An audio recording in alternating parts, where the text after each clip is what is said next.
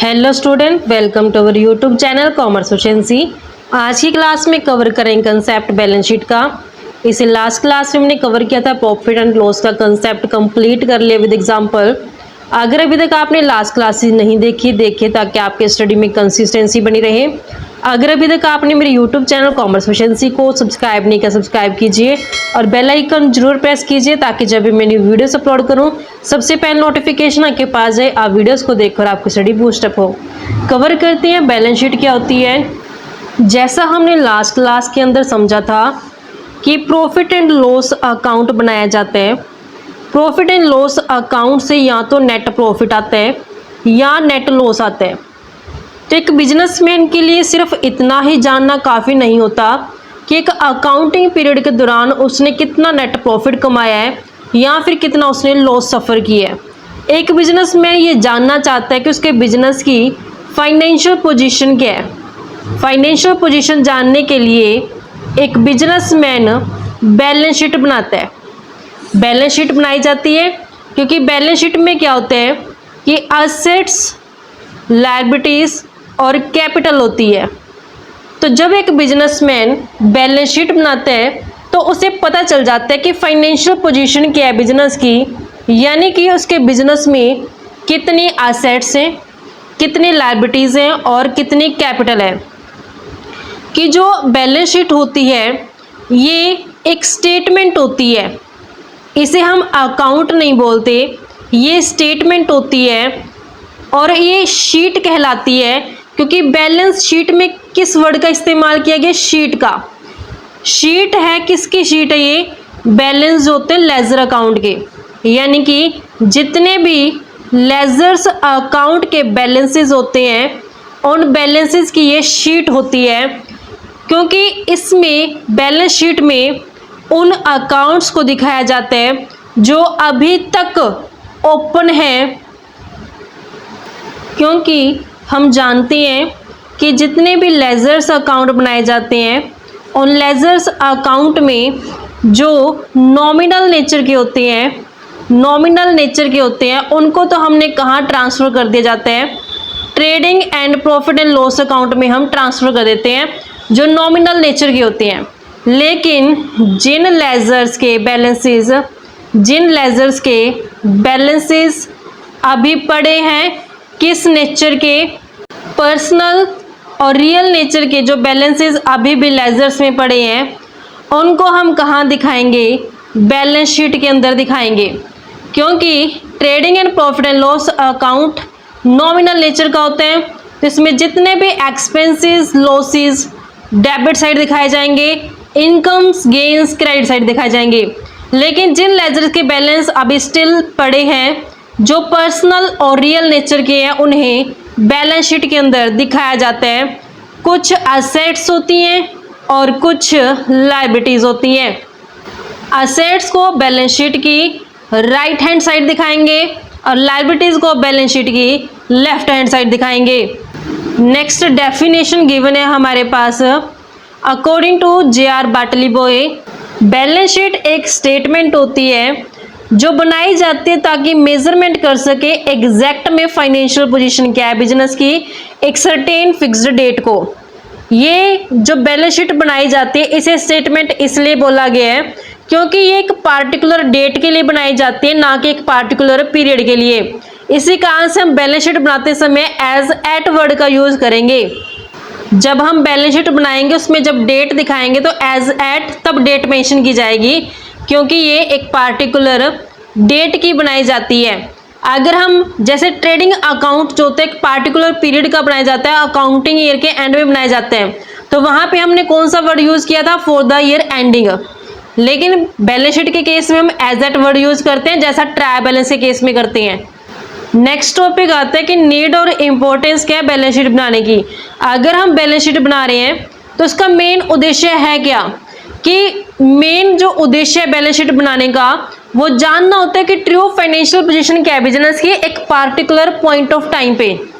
Balance sheet बनाने से हमें पता चल जाता है कि जो एसेट्स दिखाए गए बिजनेस के अंदर उनकी कॉस्ट कितनी है, जैसे क्लोजिंग स्टॉक, डेटर से कितना लेना है, फिक्टिशियस एसेट्स कितनी है, वो सभी हमें पता चल जाती हैं।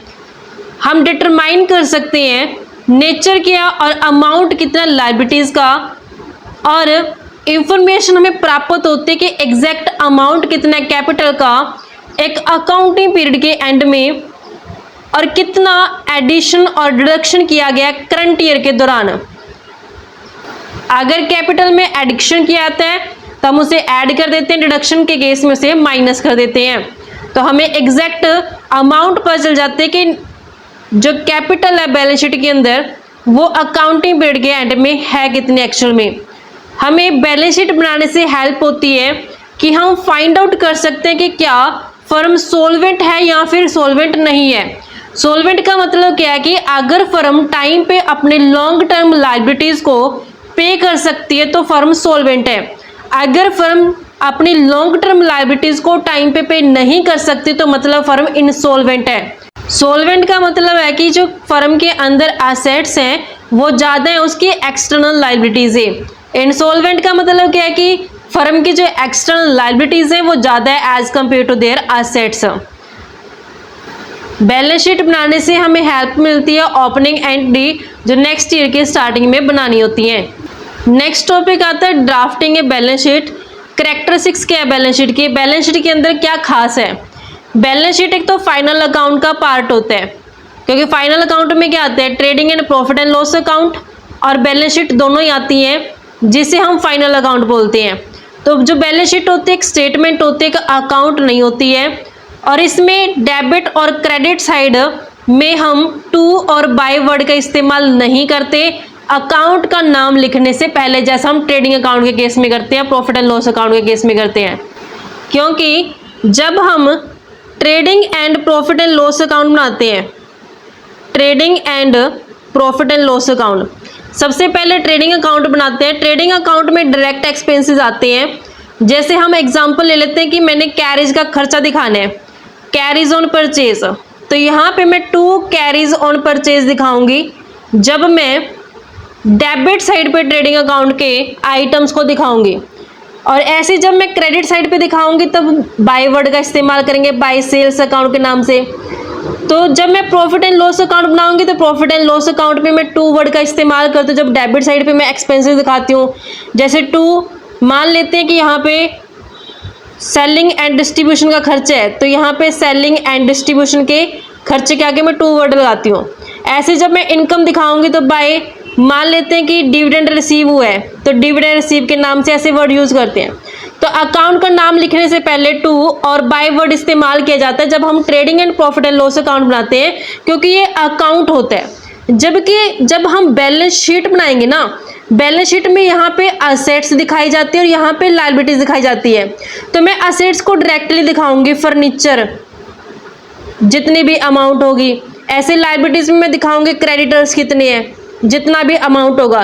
तो बैलेंस शीट के अंदर 2 और बाय वर्ड्स का इस्तेमाल नहीं किया जाता, क्योंकि बैलेंस शीट की एक स्टेटमेंट होती है, ना कि एक अकाउंट। नेक्स्ट कैरेक्टरिस्टिक्स आती है कि बैलेंस शीट एक समरी होती है पर्सनल और रियल अकाउंट की। वो पर्सनल और रियल अकाउंट जो अभी तक क्लोज नहीं किए गए, ट्रांसफर करके trading and profit and loss account के अंदर, क्योंकि जितने भी नॉमिनल नेचर के अकाउंट्स है लेजर्स के अंदर उन सभी लेजर्स के बैलेंसेस को हमने trading and profit and loss account के अंदर ट्रांसफर करके क्लोज कर दिया। लेकिन जो पर्सनल और रियल नेचर के अकाउंट्स के लेजर्स के बैलेंसेस अभी भी ओपन है, क्लोज नहीं किए गए हैं, उन बैलेंसेस को हम ट्रांसफर कर देंगे बैलेंस शीट के अंदर। जितने भी डेबिट बैलेंसेस होंगे वो सभी असेट साइड दिखाएंगे, जितने भी क्रेडिट बैलेंसेस होंगे वो सभी लायबिलिटी साइड दिखाए जाएंगे बैलेंस शीट के अंदर। और बैलेंस शीट में लायबिलिटी और असेट्स दोनों ही साइड का टोटल इक्वल आता है। अगर बैलेंस शीट में जो टोटल है असेट्स और लायबिलिटी का इक्वल नहीं आता तो मतलब कहीं ना कहीं कोई ना कोई गलती है जो जरूर हुई है। जो बैलेंस शीट बनाई जाती है एक पार्टिकुलर डेट पे बनाई जाती है, ना कि एक फिक्स्ड पीरियड की। ये डिस्क्लोज करती है फाइनेंशियल पोजीशन बिजनेस की क्या है एक पार्टिकुलर डेट पे, ना कि एक पार्टिकुलर पीरियड पे। बैलेंस शीट ट्रू है सिर्फ उसी डेट पे जब वो बनाई गई है, क्योंकि जैसे कोई सिंगल ट्रांजैक्शन भी हो जाएगी उससे चेंज हो जाना लायबिलिटी और एसेट्स ने। जो फाइनेंशियल पोजीशन होती है बिजनेस की वो गोइंग कंसर्न कंसेप्ट के बेस पे शो की जाती है बैलेंस शीट के द्वारा। नेक्स्ट कंसेप्ट आता है grouping and marshalling of assets and liabilities in balance sheet. Balance sheet के अंदर जो भी एसेट्स एंड लायबिलिटीज दिखाई जाएगी वो प्रॉपर ग्रुप के अंदर दिखाई जाएगी, एक पार्टिकुलर ऑर्डर के अंदर दिखाई जाएगी। ग्रुपिंग का मतलब क्या होता है कि जो आइटम सिमिलर नेचर की होती है उसे कॉमन हेडिंग में डाल देते हैं। जैसे एग्जांपल के लिए कस्टमर से जो पैसा लेना है उसे हम सन्ड्री डेटर्स के अंदर डाल देंगे। ऐसे ही हेडिंग बना देंगे करंट एसेट्स की, जिसमें बैलेंस है जो कैश का, बैंक का, डेटर्स का, स्टॉक का इंक्लूड किया जाएगा। मार्शलिंग का मतलब क्या होता है कि अरेंजमेंट करना एसेट्स और लायबिलिटीज को प्रॉपर ऑर्डर के अंदर। मार्शलिंग जो होती है दो तरीके से की जाती है। फर्स्ट आते हैं in order of liquidity. Liquidity order में क्या होता है कि जो एसेट्स जल्दी कैश में कन्वर्ट हो जाएंगे सबसे पहले हम उसे लिखेंगे। जो एसेट्स सबसे लेट कैश में कन्वर्ट होगी, जिस एसेट्स को कैश में कन्वर्ट होने में ज़्यादा टाइम पीरियड लगेगा उसे सबसे बाद में रखा जाएगा बैलेंस शीट के अंदर ऑर्डर में अरेंज करते समय। वैसे ही लायबिलिटी साइड पे जो लायबिलिटीज मैंने करंट ईयर के दौरान पे कर देनी है, एक साल के अंदर अंदर पे कर देनी है, उसे मैं सबसे पहले रखूंगी। जो लायबिलिटीज मुझे सबसे लेट पे करनी है उसे बैलेंस शीट में लायबिलिटी साइड पे सबसे बाद में रखेंगे। जो सोल प्रोप्राइटर्स और पार्टनरशिप होती हैं, सोल प्रोप्राइटर और पार्टनरशिप फर्म को जो बैलेंस शीट होती है वो लिक्विडिटी बेस पे बनानी पड़ती है। फॉर्मेट क्या रहता है लिक्विडिटी ऑर्डर में जब हम बैलेंस शीट को बनाएंगे, बैलेंस शीट एज एट जो भी यहाँ पे पार्टिकुलर डेट होगी मेंशन कर दी जाएगी, लायबिलिटीज और उसका अमाउंट, असेट्स और उसका अमाउंट।